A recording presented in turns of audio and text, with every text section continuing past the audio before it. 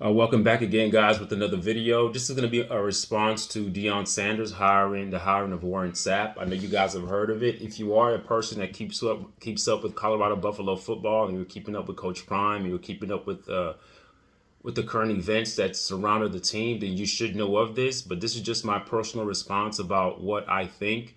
I'm going to read this article from Fox Sports, and then I'm going to give you my opinion of what I think about the new hire. All right, this article says Deion Sanders. Deion Sanders confirms Hall of Famer Warren Sapp joining Colorado's coaching staff next year. As Deion Sanders aims to bolster Colorado's play in the trenches and shore up the Buffalo's main current weaknesses heading into 2024, he is already making one major addition on the defensive line, bringing his dear friend and fellow Pro Football Hall of Famer Warren Sapp to help coach the position group next season. Sanders confirmed the news during a recent live episode of his Colorado radio show. "I'm excited about Coach Sapp," Sanders said. "He's a dear friend that I love to life. He's going to be invaluable to what he brings to the table. The players are going to love him, the recruits as well." Sanders' announcement did not come out of nowhere, as Sapp himself has been around Colorado frequently in an unofficial capacity during Sanders' first season as the Buffalo's head coach. Other NFL legends like Sanders' former Dallas Cowboys teammate and current undisputed contributor Michael Irvin has been around the team frequently as well. Sanders, Irvin, Sapp all previously worked together at NFL Network. Sapp also told another former NFL Network colleague, Rich Eisen, on Eisen's talk show in September that he is working on completing his college degree, a requirement for assistant coaches, in hopes of asking Sanders for a formal spot on Colorado's coaching staff. He said he became infatuated with coaching after spending time with Colorado's defensive linemen before the season. "For the first time in my life, I was loved on by some defensive linemen," Sapp said then. "They wanted to know the keys to the vault. I've never had somebody shake my pockets like that and ask for the keys to the vault.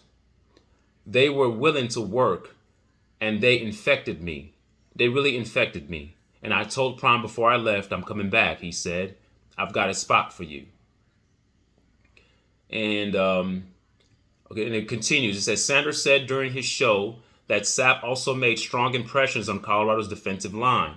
"I think," and this is what he says, "I think the most beautiful moment I've seen after practice, he was in the hot tub with the whole darn defensive line, and he was just going over stuff. It was unbelievable. There were probably about 4,000 pounds in that hot tub." So this is Coach Prime referring to what he saw Warren Sapp do. Continuing with the article, it says, "Many former players shy away from becoming college head coaches due to the long hours usually required. Sanders, however, is willing to give his assistant more flexibility. I know Sapp. I know what I need. You don't need to come here and sit around all day," Sanders told Eisen in September. "I think more NFL athletes that have really done it and been successful, if they had those types of schedules and understandings, they would coach." Colorado has stumbled to a 4-7 record before the regular season finale at Utah this weekend after surging to a 3-0 start in non-conference play, during which Colorado became one of the most popular teams in all of sports, with quarterback Shedeur Sanders, Deion's youngest son, drawing Heisman Trophy buzz. Though it's unclear what Sapp's title will be, it now seems likely that Colorado will have not one, but two NFL legends on the football coaching staff as the Buffaloes attempt to improve next season. Okay, I've read the article. This is going to be my take on it. I think that this move, getting Coach Sapp on the team, is a recruiting move. It's a recruiting chess piece. This is Prime playing chess. This is Coach Prime playing chess on the chessboard. He even said it. When I was reading this, remember, he said that this is a good recruiting tool. Players like him. Players gravitate to him. And I think, in a way, that's a catch-22 proposition. Yes, you want your players to gravitate towards their coaches. But at the same time, it shouldn't be all about the players liking the coaches. It should be about the players respecting the coaches, and it should be about the coaches having wisdom and knowledge to give to the players to help them excel on the football field. Now, of course, you guys, the first reaction you're going to have, well, he's a Hall of Famer. He's going to be able to give them wisdom and tell them how it's done. Not necessarily true. A lot of players who have Hall of Fame abilities, they're just gifted. Most of their abilities were not taught. They didn't have to practice it. Like Deion was born, he came out of the womb with 4.2 speed. Warren Sapp came out of the womb vicious. Some of these players are who they are. And it's hard to translate great talent into teaching and coaching because the patience you have for teaching and coaching is very limited and thin because you're predicating your teaching based upon your abilities. This is why I believe that most coaches that are great are coaches who were not good because they are focused on the minutia. They're focused on the details that go over people's heads. They're focused on the details. They're focused on the fundamentals, the things that people don't highlight, the things that you don't see in the stat sheet, the things that no one cares about. Everyone knows you have to be strong and fast and disciplined. All the right, Prime says all the right things. I want people who are smart, fast, tough, disciplined. That's great. Those are all tangibles.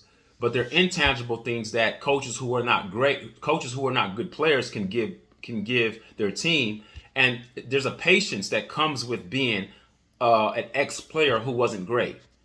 I'm not saying that just because you're a Hall of Fame player that you're going to be a horrible coach. What I'm saying is that the idea that you have a Hall of Fame coach being added to the team, people who lack the ability to critically think, they're going to think automatically Hall of Fame player means that he's going to bring up the level of the team to be on that Hall of Fame status. And that's not necessarily true. You can have a Hall of Fame player that's up here and then he's not able to pull out of those men what he needs to pull out of because he's coaching from a lens of a Hall of Famer. You got to bring yourself down to their level to pull them up. You guys have to incrementally go up together. It's hard for a Hall of Fame player to come back down to pull the team back up. The Hall of Fame player usually has to work double, which is why it's hard for Prime to be a good coach, which is why it's hard for Prime to actually translate success to his football team because he was such a great athlete and such a great player. And he thinks just by getting talent is enough. There's more to coaching than just acquiring talent. That's part of it. That's just an aspect of it. It's analogous to saying that a marriage is all about sex. There's more to a marriage than sex. There's more to a relationship than just what happens in the bedroom. It's a part of it. It's an important part of the relationship, but it's not the whole part of the relationship. And I think that when people hear the term Hall of Famer and they hear great athlete or great player becoming a coach, people automatically equate that transition to extract success from the team like automatically overnight. It doesn't happen that way. Usually when you're at the bottom and you were a player, ex-player, or even if you were not an ex-player, if you're starting at the bottom, you know how to pull kids up from the bottom because you guys are all starting at the same level and you guys are incrementally increasing the learning capacity, and that's how you become a great coach. It's hard to be a great coach when you were so great because you have to now bring yourself back down on their level. Then you have to bring them back up. It takes a lot of patience. So that's my first take with that. My second take with that is the idea that a lot of, when I read the article, you heard the part where it said that college coaches, they're required, there's a lot of time that's required of you as a college coach. You need to spend a lot of hours coaching. The scheming, the meetings, watching film and doing things like that. It takes a lot of time. And hearing that and hearing the article say that Coach Prime is okay with, he understands that Sapp has other responsibilities, that it's okay for him, that he's going to be flexible. What that means, what that translates to me is that I don't really care for him putting in the time.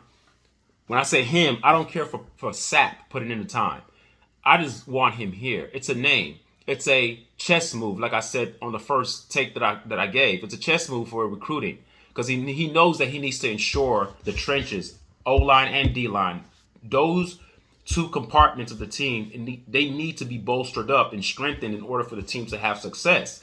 So he understands that. What better name than to add to your team than Warren Sapp, who's a Hall of Famer, who was a great defensive lineman. And then you think that by doing that, you're going to acquire more. And it may work. It may not. It may work. But that's not the point of the video. But the point that I'm making here with my second take is that you can tell that this is not about coaching. It's more about a name. It's it's more about the hype again. Going back to how Prime came to Colorado, the name that comes with the team, he's coming to the team, and all of a sudden it attracts attention. Okay, I'll fix it. All right, he comes with the team, and then that automatically attracts attention.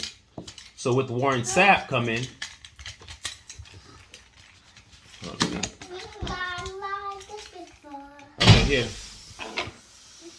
I'll be back out, guys. Daddy, but why you don't come out when you do work all day? No, I'm gonna come out. I'll be almost done.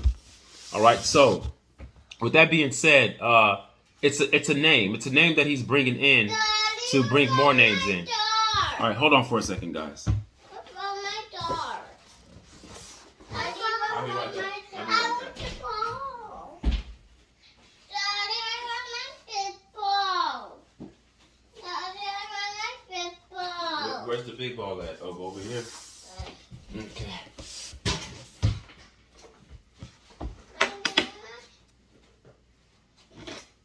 Here, take your car. Is your car?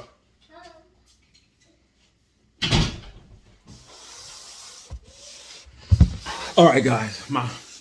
Thank you guys for your patience. So the Warren Sapp move being brought to the team as some type of coach. I'm assuming he's going to be a defensive line coach. I don't see him being a defensive coordinator. I think he has to start with it being on the defensive line. I think it's just a name, and it's not because of his knowledge of the. I mean, he has knowledge of the game, but it's not a move based upon on the grind. You know, it's not like he's a guy who came from the bottom who's been in the film room for years. You're talking about Warren Sapp. It's just a person who's at the top, and I'm going to pluck him down from the top and just plug him into my team. And hopefully that magneticism from that guy that I plucked from the top, from his Hall of Fame career and his Hall of Fame accolades, I could just plug him in, and then I could bring in recruits. It's all about magneticism. So what Coach Prime is doing, which he's very intelligent at, he's intelligent with marketing. He's intelligent with branding. He's intelligent with pushing his agenda, and that's what he's a master at. In terms of coaching, he's not. He's horrible. He's at the opposite end of the spectrum with that. He needs to work on that. But this is another example of you getting a player, an ex-player, an ex-Hall of Fame athlete back on your team to be involved in some coaching capacity, which obviously is going to be on the defensive line because that's the position that he played. So you bring him on your team in order to attract more people. It's not about his expertise to help the team. It's about him being likable.